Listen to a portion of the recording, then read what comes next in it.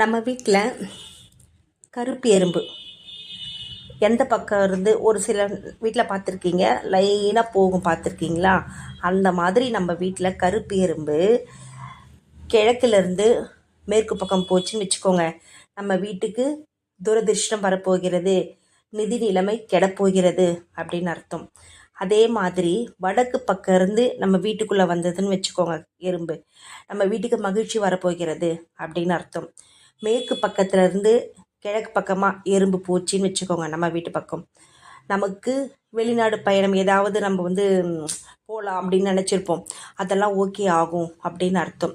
தெற்கு பக்கமாக இருந்து நம்ம வீட்டுக்குள்ளே எறும்பு வந்ததுன்னா அதுக்கு என்ன அப்படின்னா, நமக்கு நிறைய வரவு இருக்குது அப்படின்னு அர்த்தம். மொத்தத்தில் மகிழ்ச்சியான ஒரு சூழல், செல்வம் எல்லாமே தேடி வரப்போகிறது அப்படின்ற ஒரு அர்த்தத்தை